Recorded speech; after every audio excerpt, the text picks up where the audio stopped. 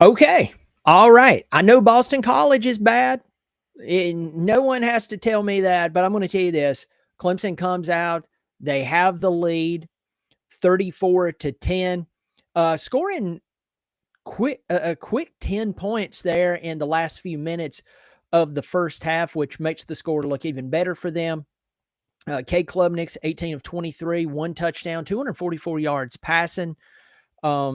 Bryant Wesco, 5 receptions, 106 yards, and one touchdown. Sammy Brown, of course, has one sack and 7 tackles, leading the Tigers here. But hey, look, let me tell you this: going out, playing this game like they're playing, slinging the ball downfield. Yes, it annoys me that they didn't do this or that earlier on in the season. Okay, it's over with. I'm still not happy about it, but folks, here's the flip side to this, argument that I have on myself. If you watch me all the time, you know exactly what I think about the program as a whole. At least they're coming out and they're beating the number 88 ranked team in the country, 34-10. All right. At least that's happening. At least they can do that. And so it's good. I mean, it's good to see some really good plays, unfold here. But yeah, the Tigers are moving, and they're, they're leading this one commandingly. I told you Boston College is bad. I mean, this is not the Matt Ryan years that we used to watch back in the day. Not at all. Anyway, getting here to the comment section, just to say hello real quick. I am waiting for the great one on, let me see, on play to number 22. Should keep feeding the beast. Big John said. Big John, thanks for supporting the channel. You're a member. He's not only a subscriber, he's a member, a monthly member, supporter of the channel. Thank you so much for doing that, Big John. It's good to hear from you. Defense needs work. Oh, of course. Oh, yeah, absolutely. Absolutely. They had some good moments, but I know what you're talking about. If the lip reading is correct, Dabo needs to go to confession. Looks like an F-bomb was dropped. I thought the same thing. Clay Sweeney, the GOAT. Hey, I'll tell you this. That snap was high on that field goal there, and he got it. So kudos to him. Let me see.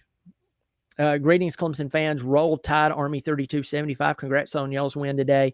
Chase, that was a freaking great throw, an amazing catch, but most importantly, great play call. Yeah. When we see a really good play call, it's almost like giving someone a gold star, Chase Henderson, longtime supporter of the show. Good to see you, buddy. The kicker is money. Yep. The kicker is money. That guy right there is, I mean, he'll drill a 50-yard field goal like it's nothing. Bob Stoops, secondary is real bad, Brian. No one knows what they're doing. There's moments, yeah. Great performance by Clemson. Kevron's in here. Good to see my man. Anderson out all red. Hopefully they don't shell up against SMU again. That happens. They go into, it's a turtle phase they go into. Why the Clemson or the CB players for Clemson playing so soft? Don't know. Let me see. We have been playing zone defense since 2018, and it sucks. Dale, it's good to see you. Good to see you. Dale, I think you're a monthly member. I had to go back and look at the list. It's about time we finally got a turnover. M. Brand BB. Yeah, I know. My worry is that people are thinking they are actually pretty good. I'm basing this off of TigerNet. I'm going to leave that right there. In a lot of forums, even sometimes trickling into my video comments, there's some wild things I hear. It scares me. The hard take. Wow, these officials are crazy. Good to see you, my man. Austin Burrell, Wrestler Weekly, Austin Garrett. It's good to see you in here. Let me see. Smith Peeler, glad to see Cade finally doing something this season he hasn't done since last season, which is run the ball. Yeah, I don't know why we're not utilizing his legs more, but notice when you do, it can work. Memory, become became a member. Thank you so much, my friend, for joining the channel. I really do appreciate the support. I'm an independent, so if you like what I'm doing, you can join on a monthly basis. It's really affordable. There's a little button below the video. It says join. So thank you so much. I appreciate it. Parity is a real thing this year. So many close games and unexpected upsets. See what happens when Dabo lets the boy throw the ball. All right, let's talk about some stats here. Yeah. So Clemson already has 330 total yards in the first half to Boston College's 170, 244 in the air, 89 on the ground. Boston College 112 passing, 58 rushing. Clemson has 17 first downs. Boston College 17. Clemson's 3 of 5 on third downs. Boston College is 3 of 6. Clemson's 1 of 1 on fourth down. Boston College is 0 for 1. Clemson's averaging about 10.6 yards per pass. BC 7. Let's talk about rush or yards per rush. Clemson's averaging 5.2 yards per rush. Boston College 3.2. Clemson's been penalized twice for 18 yards. Boston College once for 15 yards. Clemson's had the ball for 17 minutes, 34 seconds. Boston College 12 minutes, 26 seconds. All right, what do we see here? We're seeing Clemson throw the ball downfield. We have seen some screens, but the screens have worked. We have seen design quarterback runs, but again, we've seen them throw the ball downfield. That last touchdown to Wesco was really nice. I'm glad that here's my approach when it comes to if you have good wide receivers, get the ball near them. Throw the ball in an area that they're in and that they can make a play. Throw the ball in an area that puts them in a place that they can actually use their skill and their athleticism versus their coverage. And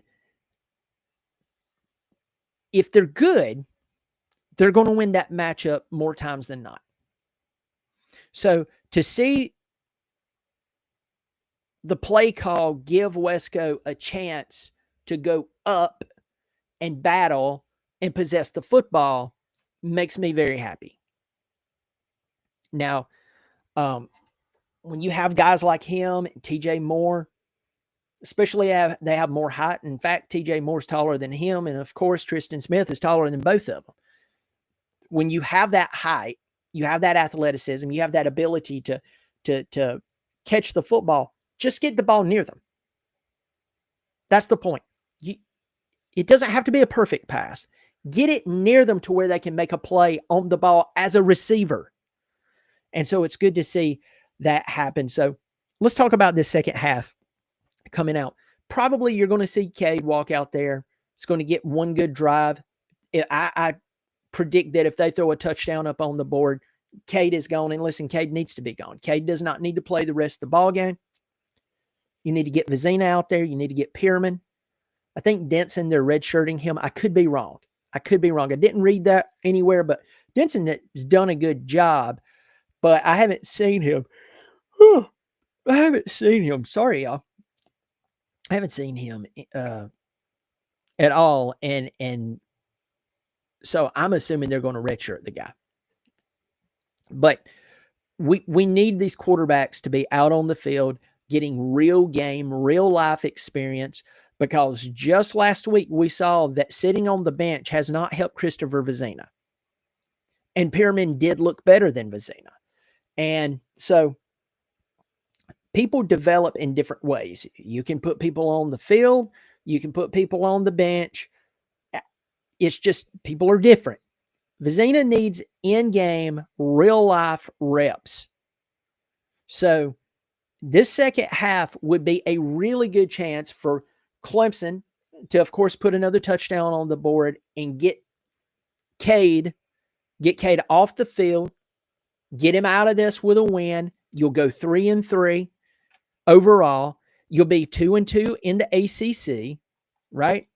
So you get out of this game and you're going to take yourself to 2-2, and at that point that's going to go ahead and shoot you on up into the in the ACC rankings. Now, of course, I'm not lobbying for Clemson to be in any ACC championship, or I'm not playing that game whatsoever.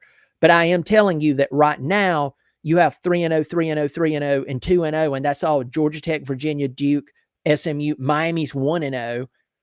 And in conference play, Pittsburgh is 2-1. Then after that, it's 1-1, 1-1, 1, and a bunch of 1-2s. Clemson gets this, it's going to shoot them on up the board in the conference. Maybe, just maybe that could challenge them to do a little better, come out and treat each game as its own individual season. You go out there, you play the game. Maybe so. But I'm not worried about that, really. I just brought that up I shouldn't have even brought that up because that goes against what I believe when it comes to this team. With that said, we need to get the young players on the field. These are the games that you do it. And these are the games that Cade didn't get into in his first year at Clemson, and then he was thrown into everything, and it's cost him. It cost him. It's cost the team. So get those quarterbacks out there. Continue to call plays that are simple, but that would get them more acclimated to the game. Get the backup some playing time. Get them some experience. And just come out of this game as healthy as you possibly can be. Win it. Go 3-3, 2-2 in the conference. And then you have SMU. And by the way, SMU, I'm not impressed with them whatsoever. I think that it will be a good game between them and Clemson because, well, again, SMU is nothing to really write home about. I mean, they're 4-2 right now. They're 4-2. They beat Stanford, but if you go and you look at their schedule, you're not going to be blown away. You're not going to be blown away, but it will be interesting to say the least when it comes to SMU. So that's what I think about this first half. It's good to see the ball get slung around some. It's good to see some bigger plays. It's always good. It's always fun. If you love college football, if you love Clemson, even though if you're like me, you're still agitated. You're just absolutely agitated with the outcome of the season so far. But at the same time, there's that part of you that's just glad to see them do something good here and there. So I will take that. So anyway, folks, unless something crazy happens, I will see you after the game in the post-game show. Get in the comments section here and just say hello to a few people real quick. The hard take, Sin Pyramid in, Sam Taylor says, the hard take says, what a lucky draw of scheduled GT got. And they also got the refs help already a few times. I mean, they're just continuously winning. The big thing for Georgia Tech, and I know what you're talking about with that bad call against Wake Forest. The funny thing about Georgia Tech is their schedule is pretty doggone easy, except for the very last game of the year when they played Georgia. But the conference schedule is really easy. The question is hard take, and everyone else who's watching. I talked about this morning on my show when I simulcast on both channels. And go check out the other channel, another college football podcast, where I talk about college football as a whole. Right now, the biggest thing is for them to focus. Tennessee has that problem. They can't focus.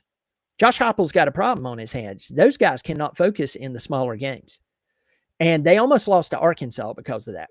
And Georgia Tech needs to stay focused because they really don't have a tough game except for the very last game of the year against Georgia. And that's non-conference. So they could sweep the conference play, end up in Charlotte playing in the ACC championship like that.